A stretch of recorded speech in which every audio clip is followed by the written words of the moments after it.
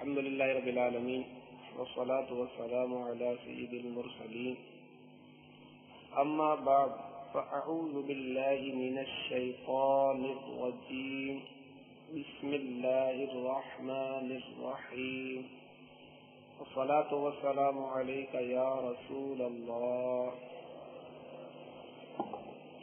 وعلى آلك وأصحابك يا حبيب الله الصلاة والسلام عليك يا نبي الله وعلى آلك وأصحابك يا نور الله صلوا علی الحبیب. ایک لطیفہ آپ کو سناتا ہوں. یہی کیا ہے مطلب یہ بیان کرنے کا مقصد ہے کہ توجہ اگر رکھیں گے نا تو توجہ رکھنے میں ہی کئی مسائل حل ہوتے چلے جاتے ہیں. مثلا ایک اسلائی میں نے پرچی لکھی تھی جمعرات کو جب یہ قیامت سے متعلق بیان کیا جا رہا تھا. تو اس میں آپ دیکھیں صفحہ نمبر 76 پہ لکھا ہوا ہے قیامت کا دن 50,000 برس کا ایک دن ہوگا, قریب آدھے کے گزر چکا ہے, لکھا ہوا ہے. تو ایک اسلائی نے پرچی لکھ دی کیا قیامت آ گئی, آدھا گزر چکا ہے. یہ اب جیسے کوئی خواب سنا ہے کہ میں نے رات خواب دیکھا کہ میں مدینے جا رہا ہوں, طواف کر رہا ہوں, امیر اہل سنت کی زیارت کر رہا ہوں, اعلیٰ حضرت کی زیارت کر رہا ہوں. تو وہ کہ حقیقت دیکھ رہے ہو گے. تو یہ حکایت بیان کی جاتی ہے. حکایت بیان کرنے میں ماضی حال مستقبل سب برابر ہوتے ہیں. جس طرح چاہے بندہ اپنے حال کی ماضی کی حکایت بیان کرے. حوض کوثر کہ نبی کریم صلی اللہ تعالی علیہ وآلہ وسلم کو مرحمت ہوا, آپ کو عطا کیا گیا, حق ہے, یہ واقعی درست ہے. اس حوض کی مسافت پیمائش 1 مہینے کی راہ ہے. 1 مہینے تک چلتا رہے جتنا وہ سفر طے کرے گا 1 مہینے کی مدت میں اتنی لمبی اس کی پیمائش ہے. اس کے کناروں پر موتی کے قبے ہیں, گنبد نما, گنبد ہوتا ہے نا گنبد, اس طرح کے قبے بنے ہوئے ہیں. چاروں گوشے برابر, اس کے چاروں گوشے کیا ہے برابر, یعنی زاویہ قائمہ. یہ جیومیٹری کی ایک اصطلاح ہے. کس کی اصطلاح ہے؟ یعنی لمبائی بھی برابر ہو, چوڑائی بھی برابر ہے. ٹھیک ہے, اگر لمبائی دل پر 6 انچ ہے تو چوڑائی بھی کتنی ہوگی 6. لمبائی اگر 5 انچ ہے تو چوڑائی بھی کتنی ہوگی 5. تو دونوں برابر ہے.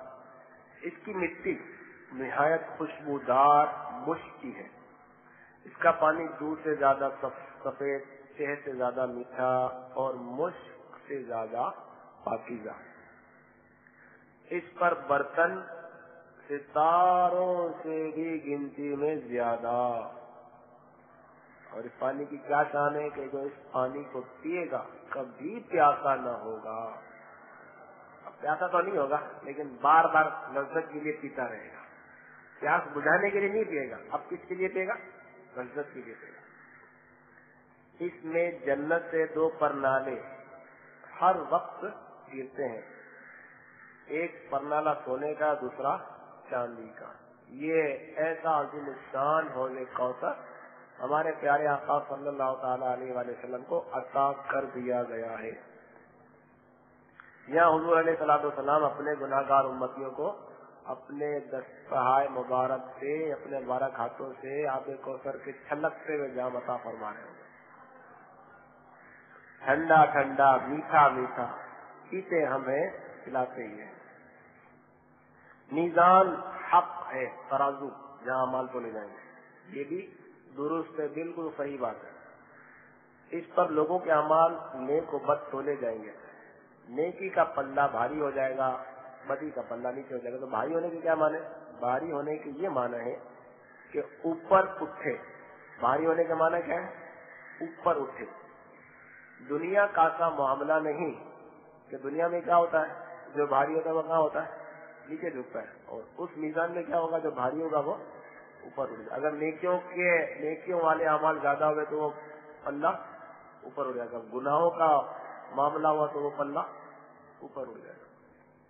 مقام محمود یہ پیچھے گزر چکا کہ یہ وہ ہے کہ ہمارے پیارے آقا صلی اللہ تعالی علیہ وآلہ وسلم کو اللہ عز و جل مقام محمود عطا فرمائے گا کہ تمام اولین و آخرین حضور صلی اللہ علیہ وسلم کی حمد و ستائش، تعریف و توصیف، ثنا، خوبی، وصف، اوصاف، یعنی سرکار علیہ الصلوۃ والسلام کی نعت بیان کریں گے. حضور اقدس صلی اللہ تعالی علیہ وآلہ وسلم کو جھنڈا مرحمت ہوگا، ایک جھنڈا عطا کیا جائے گا آپ کو. اس جھنڈے کو کیا کہیں گے، لواء الحمد.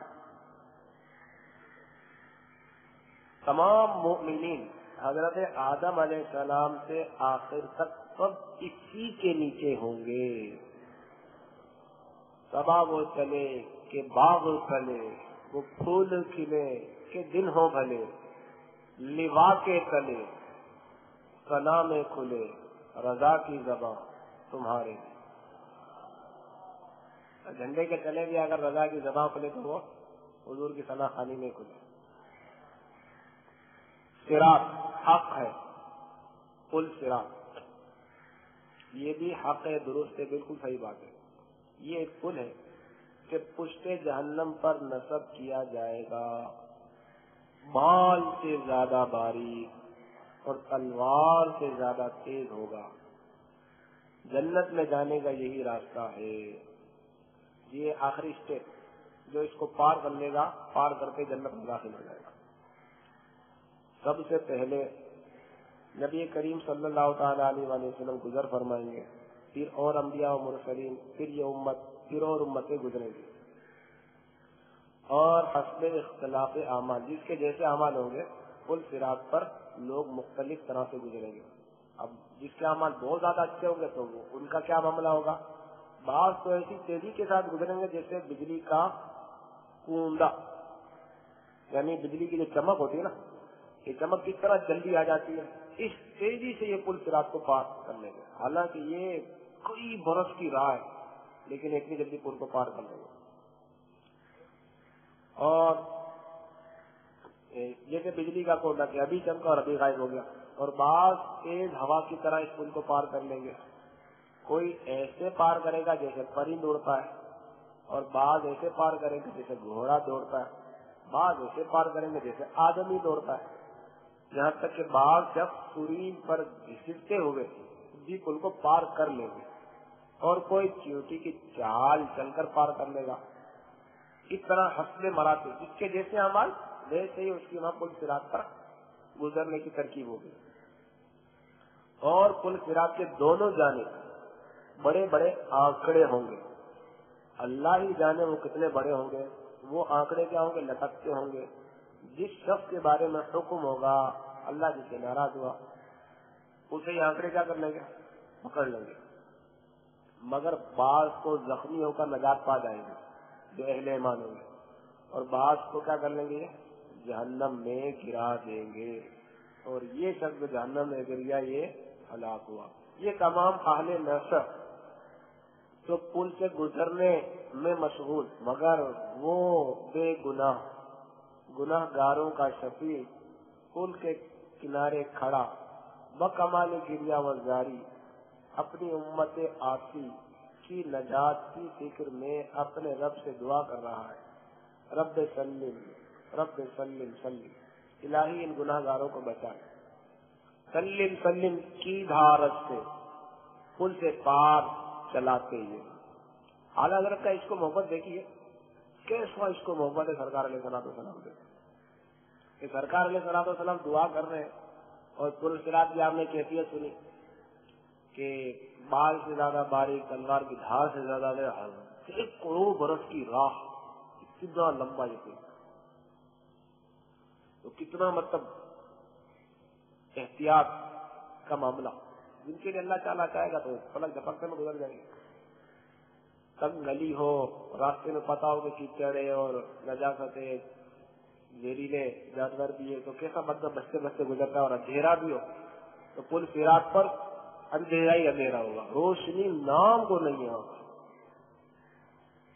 اعلیٰ حضرت فرماتے ہیں کہ رضا پل سے اب وجد کرتے گزریے، ایسے پل پر فرماتے وجد کرتے گزر جاؤ، کیوں کہ ہے رب سلم دعائے محمد، کہ جب حضور علیہ السلام دعا کر رہے ہیں اللہ تعالیٰ کی دعا قبول نہ فرمائے، ایسا نہیں ہوگا، سرکار دعا کرے کہ اللہ تعالیٰ قبول فرمائے گا۔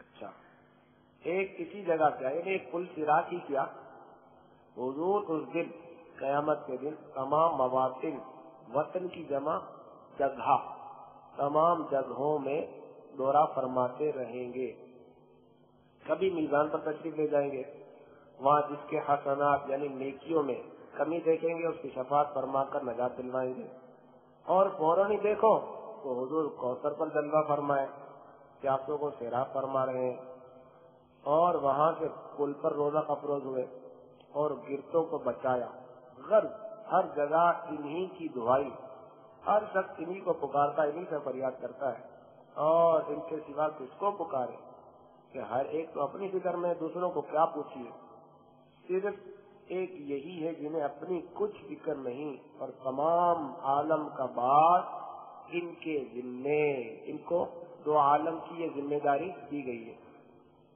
جن کو بارے دو عالم کی پرواہ نہیں، ایسے بازو کی قوت پہ لاکھوں سلام۔ یہ قیامت کا دن کے حقیقتاً قیامت کا دن ہے، 50,000 برس کا دن ہوگا، جس کے مصائب بے شمار ہوں گے۔ مولا عز و جل کے جو خاص بندے ہیں ان کے لیے اتنا ہلکا کر دیا جائے گا کہ معلوم ہوگا کہ اس میں اتنا وقت صرف اتنے فرض نماز میں،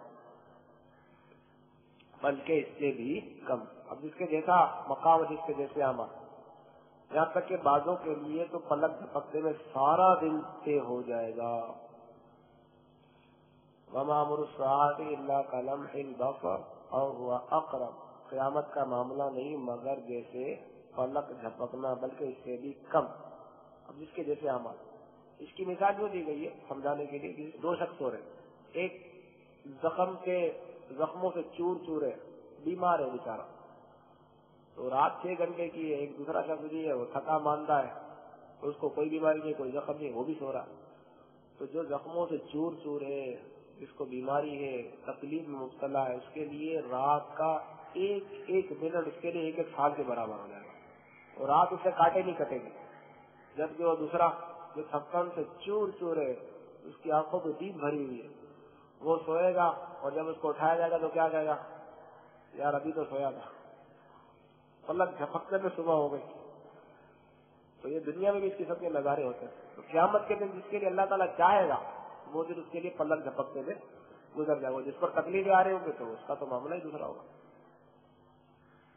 سب سے اعظم و اعلیٰ جو مسلمانوں کو اس روز نعمت ملے گی وہ کیا ہے، اللہ عز و جل کا دیدار، کہ اس نعمت کے برابر کوئی نعمت نہیں، جسے ایک بار دیدار میسر ہوگا ہمیشہ ہمیشہ اس کے ذوق میں مستغرق رہے گا، کبھی نہ بھولے گا۔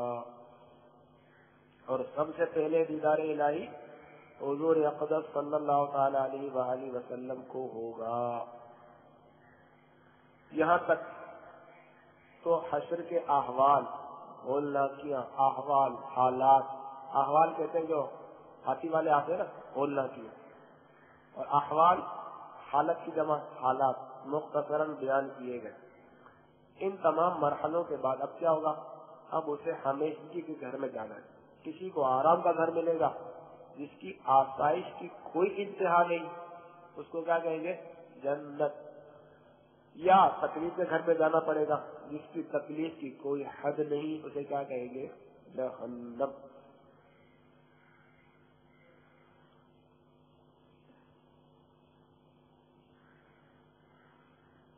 صلو علی الحبیب۔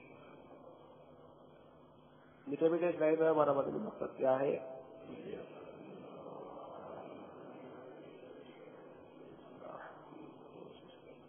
انشاءاللہ